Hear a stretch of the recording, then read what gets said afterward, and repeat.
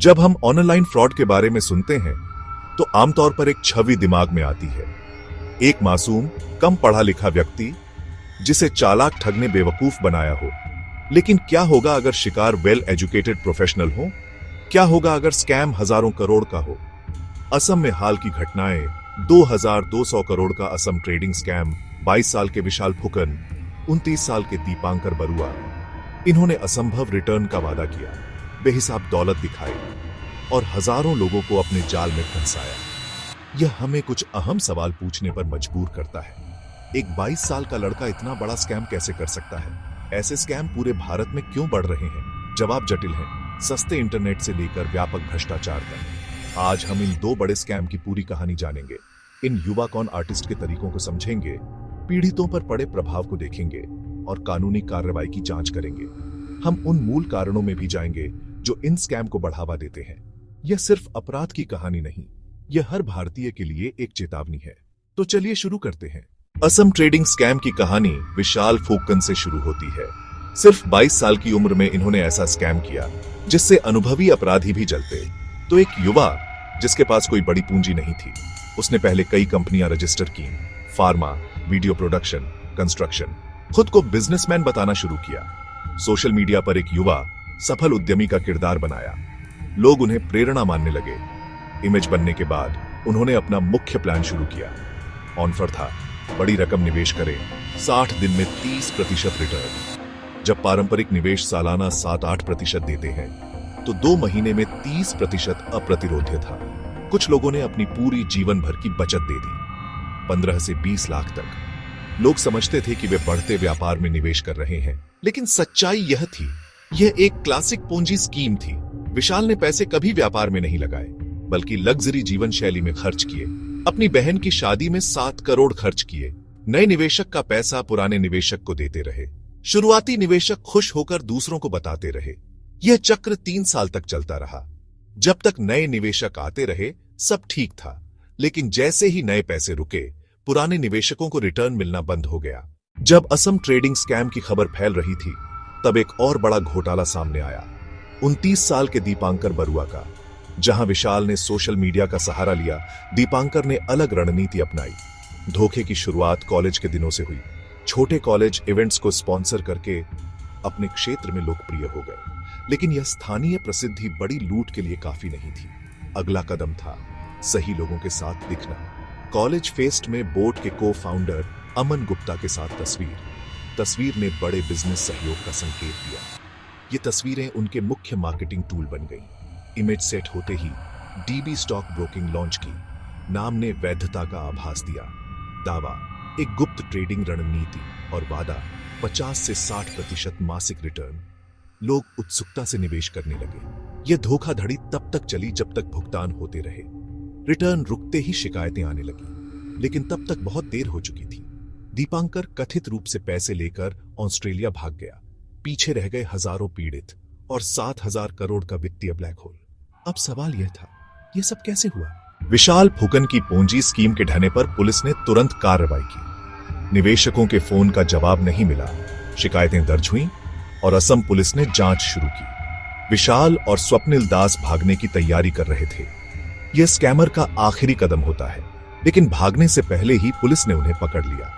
शुरुआत में लगा कि मुख्य अपराधी पकड़े गए हैं, लेकिन जैसे जैसे जांच गहरी हुई, एक कहीं ज्यादा जटिल तस्वीर सामने आई।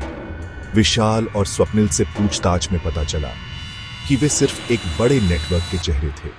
जांच में जल्द ही दर्जनों अन्य लोग शामिल हो गए, जिन्होंने अलग अलग भूमिकाएं निभाई थीं। निवेशक भर्ती से लेकर पैसा लॉन्डर करने तक आरोपियों की सूची बढ़ती गई। अंततः 38 नामों तक पहुंची। सबसे चौंकाने वाला खुलासा एक सीआईडी अधिकारी की कथित संलिप्तता थी। सिस्टम के भीतर से सहयोग ने इन्हें सुरक्षा कवच दिया, जिससे वे बिना डर के सालों तक फले फूले। इस घोटाले के बाद असम के मुख्यमंत्री ने नागरिकों से सावधानी बरतने की अपील की। दीपांकर के मामले में अंतर्राष्ट्रीय कानूनी जटिलताएं हैं। असम के स्कैम अकेली घटनाएं नहीं हैं, वे एक चिंताजनक राष्ट्रीय प्रवृत्ति का हिस्सा है। यह समझने के लिए कि भारत ऐसे धोखाधड़ी का केंद्र क्यों बन रहा है, हमें व्यक्तिगत स्कैमर से परे देखना होगा।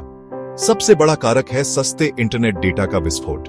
जबकि इंटरनेट शिक्षा का साधन हो सकता है, इसने अपराध के लिए नया मोर्चा भी खोला है। बहुत से लोग डिजिटल दुनिया में नए हैं, जिससे वे ऑनलाइन शिकारियों के आसान निशाने बन जाते हैं। दूसरा बड़ा मुद्दा है भ्रष्टाचार। मजबूत तकनीकी सुरक्षा को स्कैम मुश्किल बनाना चाहिए, लेकिन भ्रष्टाचार एक खतरनाक लूप होल बनता है। जब कानून व्यवस्था के लोग ही अपराधियों को सहयोग देते हैं, तो पूरा check and balance system fail हो जाता है।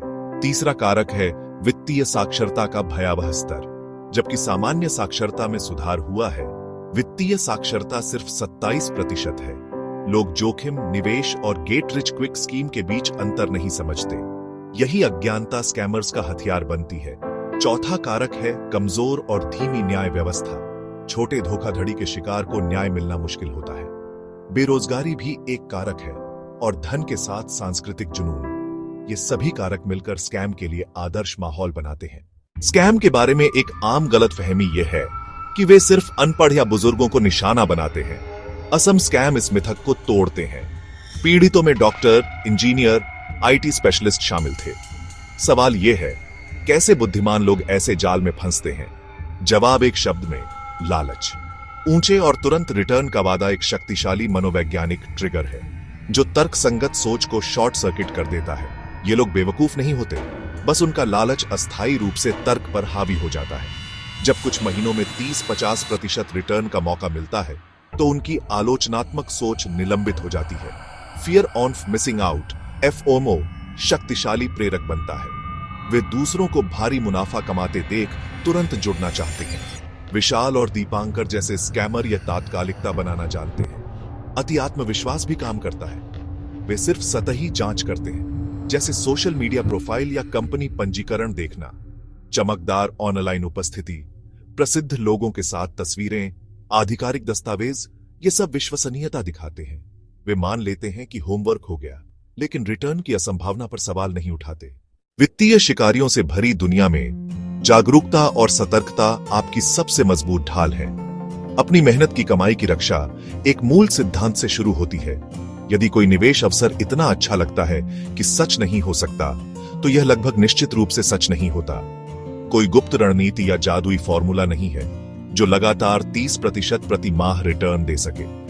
वैध निवेश में जोखिम होता है और समय के साथ मध्यम रिटर्न देते हैं। गारंटीड आसमानी मुनाफे का कोई भी वादा तत्काल चेतावनी है, जो आपको दूर भागने पर मजबूर करे।